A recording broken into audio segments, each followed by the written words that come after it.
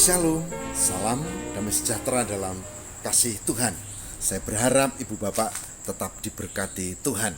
Meskipun mungkin ada yang kurang sehat, ada yang terbaring sakit, ada yang sedang pemulihan, bahkan boleh jadi ada juga yang masih terkena pandemi.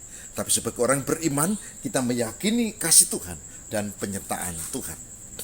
Saudara, dalam RHI renungan hari ini, pada saat ini kita akan meneruskan pembahasan tentang perjamuan kudus, maknanya bagi orang beriman. Catat, bagi orang yang beriman, yang tidak lewat, karena ini hanya untuk yang beriman. Pertama, kita sudah bahas kemarin, saudara, bahwa perjamuan kudus itu mengingatkan kita pada keselamatan satu-satunya di dalam Yesus.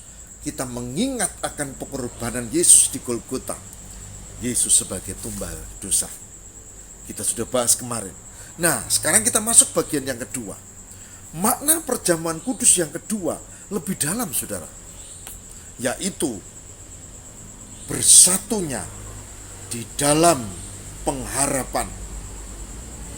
Kita sebagai orang yang percaya, orang yang beriman, yang bersama-sama lalu disatukan di dalam Yesus. Saya akan jelaskan nanti, tapi kita akan membuka terlebih dulu pada Yohanes, pada Injil Yohanes pasal 6 ayat 50 sampai dengan ayat yang ke-57. Yang demikian sabdanya. Inilah roti yang turun dari surga. Barang siapa makan daripadanya, ia tidak akan mati. Akulah roti hidup yang telah turun dari surga. Jikalau seorang makan dari roti ini, ia akan hidup selama-lamanya. Dan roti yang kuberikan itu ialah dagingku yang akan kuberikan untuk hidup dunia. Orang-orang Yahudi bertengkar antara sesama mereka dan berkata, bagaimana ia ini dapat memberikan dagingnya kepada kita untuk dimakan? Maka kata Yesus kepada mereka, aku berkata kepadamu, sesungguhnya jikalau kamu tidak makan daging anak manusia dan minum darahnya, kamu tidak mempunyai hidup di dalam dirimu. Barang siapa makan dagingku dan minum darahku, ia mempunyai hidup yang kekal, dan aku akan membangkitkan dia pada akhir zaman. Sebab dagingku adalah benar-benar makanan, dan darahku adalah benar-benar minuman. Barang siapa makan dagingku dan minum darahku, ia tinggal di dalam aku, dan aku di dalam dia. Sama seperti Bapa yang hidup mengutus aku, dan aku hidup oleh Bapa, demikian juga barang siapa yang memakan aku akan hidup oleh aku. Saudara, ini makna yang kedua. Apa? Makna yang kedua adalah ada karunia keselamatan di dalam Yesus. Dikatakan, aku di dalam dia, dia di dalam aku. Yaitu orang yang menghayati imannya melalui perjamuan kudus, maka dia pasti menerima keselamatan. Karena apa? Karena ada keterkaitan orang beriman itu dengan Yesus Sang Juru Selamat. Mari sekilas kita akan lihat dari ayat-ayat ini supaya lebih jelas. Ayat 50, Yohanes 6 ayat 50, saudara.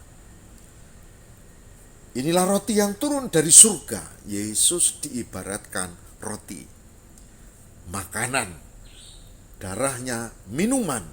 Orang kalau mau hidup ya harus makan dan minum, gampangnya begitu. Tapi ini bahasa simbolik. Lalu dikatakan ayat 51, akulah roti hidup yang telah turun dari surga. Jikalau seorang makan dari roti ini, ia akan hidup selama-lamanya. Dan roti yang kuberikan adalah dagingku yang akan kuberikan untuk hidup dunia. Saudara, ini makna perjamuan kudus yang kedua, yaitu mengenangkan kepastian keselamatan. Kita nyawiji, disatukan harapan kita dengan sama di dalam Yesus sehingga kita menerima keselamatan. Saudara boleh belajar agama apapun, silakan. Saudara tidak akan temukan seperti ini di mana ada junjungannya yang mengatakan dengan jelas. Saudara baca ayat 54, Yohanes 6 ayat 54, dikatakan apa? Barang siapa makan dagingku dan minum darahku, ia mempunyai hidup yang kekal, dan aku akan membangkitkan dia pada akhir zaman. Saudara, nabi biasa, nabi tidak bisa ngomong begini. Bagaimana mungkin dia sakit, dia mati, tidak akan bangkit lagi. Tapi Yesus Kristus, Isa Al-Masih memang bukan nabi biasa, dia Mesias. Dan dia mengatakan, kalau mau, ya nanti akan bangkit di akhir zaman, akan diselamatkan, tapi dengan cara makan daging dan minum darah Yesus. Maksudnya, ini yang bikin orang Yahudi bingung. Saudara baca ayat 52, orang-orang Yahudi bingung karena mereka tidak percaya. Orang yang tidak percaya pasti bingung. Karena apa? Karena tidak ada iman. Orang Yahudi tidak percaya, mereka berpikir, bagaimana mungkin dia memberikan dagingnya untuk kita makan. Nggak mudeng bahasa simbolik.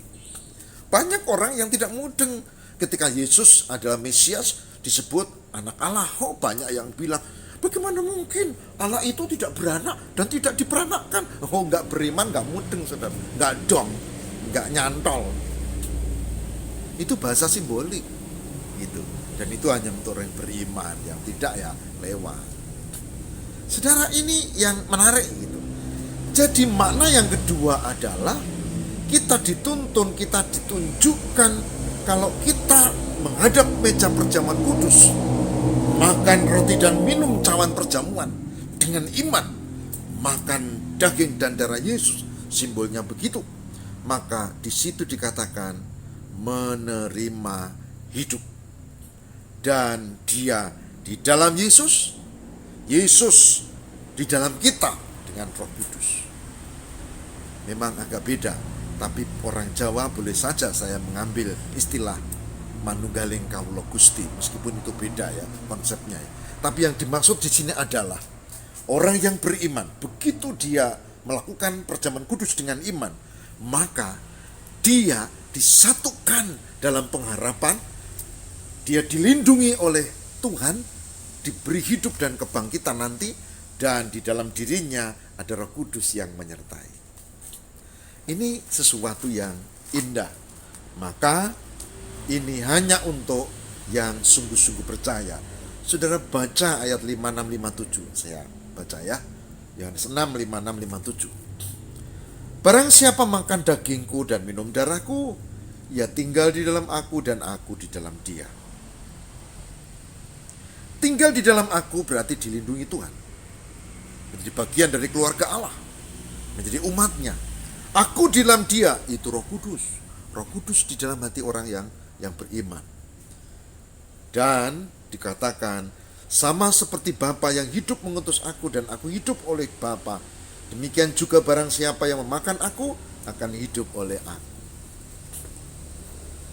Saudara, makna perjamuan kudus yang kedua makin mendalam, di mana kita yang ikut perjamuan kudus dengan iman itu disatukan dalam pengharapan, kemudian dipastikan dalam perlindungan Tuhan, keselamatan itu nyata, dan Tuhan ada di dalam kita melalui Roh Kudusnya. Orang lain masih berpikir, ya moga-moga nanti masuk surga, moga-moga nanti bisa selamat.